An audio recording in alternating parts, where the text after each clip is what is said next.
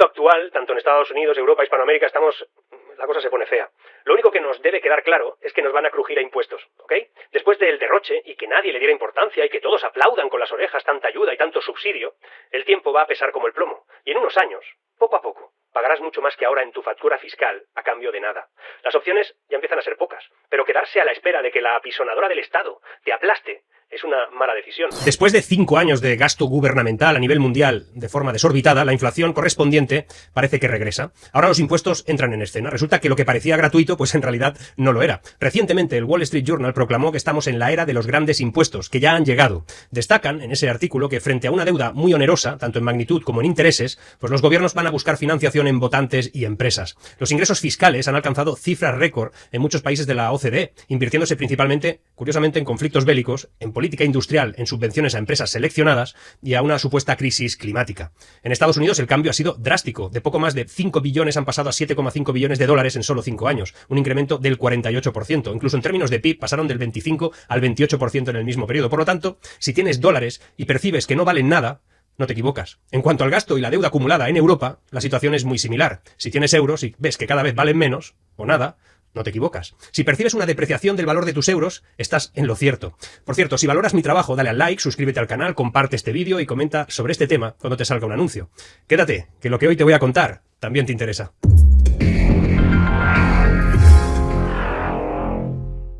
Los impuestos actuales no logran cubrir el desmedido gasto gubernamental de los últimos años. En Estados Unidos ese gasto ha ascendido un 38% del PIB, mientras que en Europa supera el 50%. Y esto revela un déficit aproximado del 10% entre los ingresos y los gastos. Por ponerlo en perspectiva, cerrar esta brecha en Estados Unidos, mediante impuestos, pues requeriría un incremento de aproximadamente un tercio, lo que podría traducirse, obviamente, en tasas impositivas del 60% o incluso más.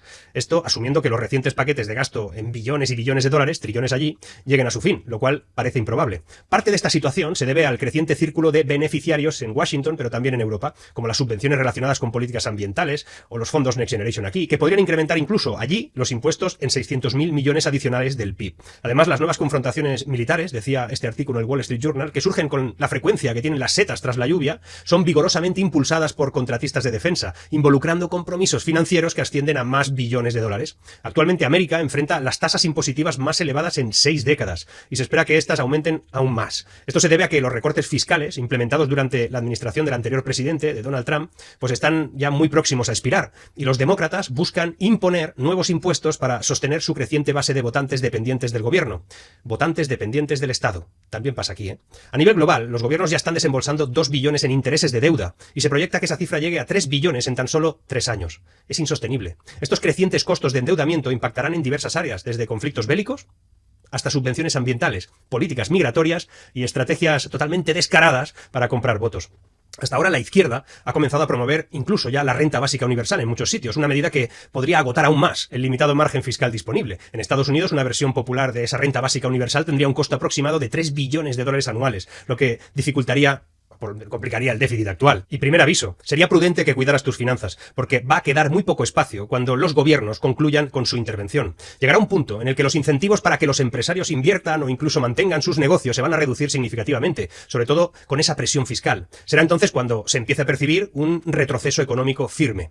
Los ingresos fiscales han aumentado, como te decía, a niveles récord como parte de un producto económico que varias economías importantes han puesto en marcha. Como te decía antes, son datos publicados, en este caso, por la Organización para la Cooperación y el Desarrollo Económico, la famosa OCDE, que será muchas cosas, pero sus datos suelen ser fiables. El club de los países principalmente ricos. Estos aumentos marcan una tendencia hacia un gobierno de mayor tamaño, más Estado, fenómeno que se ha intensificado gracias a la pandemia, al COVID y toda la historia esta. Esta expansión también se alimenta por preocupaciones de seguridad nacional en un contexto de divisiones geopolíticas crecientes y sobre todo por la necesidad de atender a poblaciones cada vez más envejecidas y a los esfuerzos por combatir el cambio climático. Todo es por nuestra seguridad, todo es por nuestro bien, pero tienes que pagarlo. Como te he dicho antes, en Estados Unidos los ingresos fiscales a todos los niveles de gobierno pues se elevaron un 28% del PIB el año pasado y venía de un 25% en el 19. Este es el nivel más alto registrado al menos desde 1965, con la excepción del breve periodo de consolidación presupuestaria durante la administración de Clinton. A finales de los 90, Estados Unidos logró convertir los déficits presupuestarios en superávits a través de aumentos de impuestos, restricciones en el gasto y un rápido crecimiento económico. Y oye, fue como un tiro. Y si venimos por aquí, en Francia y Alemania, los ingresos fiscales han experimentado un aumento significativo, alrededor de un punto porcentual del PIB desde 2019, desde niveles ya elevados, situándose aproximadamente en el 46% y 39% del PIB respectivamente. En ambos países, Francia y Alemania, las proporciones de impuestos respecto al PIB se encuentran en sus niveles más altos desde el inicio de los registros de 1965. En España también, ¿eh? Recientemente, el gobierno alemán anunció un conjunto de aumento de impuestos sobre la energía, recortes de gasto para cubrir el déficit presupuestario proyectado para el próximo año. Hay países que eso no lo contemplan así, subir impuestos pero no recortar gastos. ¿Te suena? En Asia, una región donde históricamente los impuestos y el gasto social han sido muy bajos, más bajos que en Europa, las proporciones de impuestos al PIB han alcanzado también máximos históricos en países como Japón, Corea del Sur. Todos ellos se acercan a los niveles muy próximos a los que se observan ya en Europa. Los datos más recientes de Japón, por ejemplo, que corresponden a 2021, nos lo dicen así. El hecho de que los ingresos fiscales estén creciendo como porcentaje del PIB indica que su aumento está superando al crecimiento económico, lo cual sugiere, obviamente, un papel gubernamental cada vez más pronunciado en la economía, una intervención del Estado en la economía. Y no somos pocos los que advertimos que esta tendencia va a influir negativamente en el gasto de los hogares y en el espíritu empresarial, dado que una mayor proporción de los ingresos personales y de empresas se van a destinar a impuestos, por ese incremento de presión y esfuerzo fiscal, lo cual va a ralentizar la economía. Vamos a entrar en recesión. Es cuestión de tiempo. Los gobiernos no han incrementado necesariamente las tasas de impuestos, curiosamente. En cambio, muchos se están beneficiando de la alta inflación, lo que incrementa tanto los precios como los salarios, y así se empuja a los contribuyentes hacia tramos impositivos más altos, un fenómeno conocido como arrastre fiscal que la mayoría de países no han querido deflactar. Sin embargo, los expertos indican que es probable que se implementen aumentos reales de impuestos en varios países avanzados, sobre todo en Alemania, Reino Unido, Estados Unidos, España especialmente.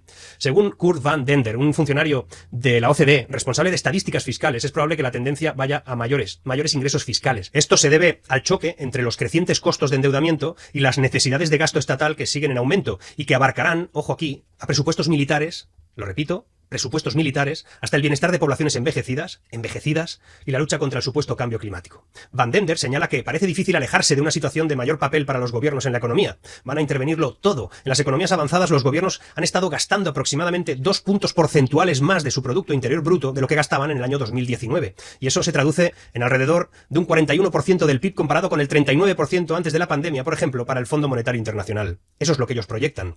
De hecho, dicen que los ingresos del gobierno de Estados Unidos aumentarán aproximadamente el 32% del PIB para 2027, desde el 30% que tenían en el 2019. Y es que resulta que aunque los ingresos fiscales federales en Estados Unidos han disminuido desde los niveles del 2022, la Oficina de Presupuesto del Congreso anticipa un eventual aumento. Esta expectativa se basa en la suposición de que los recortes de impuestos implementados durante la presidencia de Donald Trump, como te decía antes, van a expirar después de 2025, y ahí es donde van a meterle, donde van a crujirles a todos los americanos. Sin embargo, el panorama político actual sugiere que estos cambios podrían no materializarse muy fácilmente, porque resulta que los republicanos han prometido bloquear cualquier aumento de impuestos, mientras que los demócratas se han comprometido a evitar incrementos para aquellos que ganen menos de $400.000 al año aproximadamente. Allí eso es lo que se considera rico. En un contexto donde no hay control total demócrata en la Casa Blanca y Congreso, pues parece poco probable que se produzcan esos aumentos de impuestos significativos en Estados Unidos próximamente. Todo lo contrario de lo que pasa en Europa, que todos lo tienen claro. Los gobiernos de las economías avanzadas están recurriendo en gran medida pues a mercados de deuda. Y ese es el problema, porque según datos del FMI, la deuda gubernamental en estas economías avanzadas ya se sitúa en el 112% del PIB, en comparación con el 104% de 2019. Y es probable que siga aumentando. Por mucho que digan que lo ajustan por ratio, el bruto sigue aumentando. Y con el alza de las tasas de interés que hemos tenido, que están ahí todavía altas, pues pedir prestado cada vez es más costoso. Se estima que los gobiernos a nivel mundial van a gastar, como te decía, $2 billones en intereses de deuda este año. Un aumento de más del 10% en apenas 2 años. De acuerdo a lo que dice el FMI, que también aquí hay que cogerlo a veces con pinzas, pero bueno, estos datos suelen ser fiables. Para 2027 esta cifra llegará a los 3 billones. Es decir, el tiempo de tasas de interés súper bajas parece que ya no va a volver. Y al fin y al cabo eso lo que nos lleva es a una situación que sugiere que muchos países ricos, que salieron de la pandemia con altos niveles de deuda y déficit, aquí hay uno, podrían no tener otra alternativa, o por lo menos así lo van a plantear, que aumentar los ingresos fiscales. Estaría bien que redujeran los gastos, pero bueno. Y es que el apetito por el efectivo, la liquidez de los gobiernos refleja un cambio filosófico que se aleja de aquel consenso que orientaba el mercado y que predominaba Occidente por 1980. Este consenso enfatizaba la reducción del apoyo estatal a las empresas, la eliminación de regulaciones, que lo que hacían era obstaculizar la competencia, y abogaba por la liberalización del comercio. Todo eso se ha ido a parir. La actual tendencia apunta hacia un mayor papel del Estado en la economía. En la eurozona se prevé que el gasto gubernamental represente la mitad del producto económico de la región este año. También lo dice el FMI. En Estados Unidos el gasto estatal alcanzará el 38% del PIB. Aquí la mitad. Es decir, ya superan todos los niveles previos a la pandemia.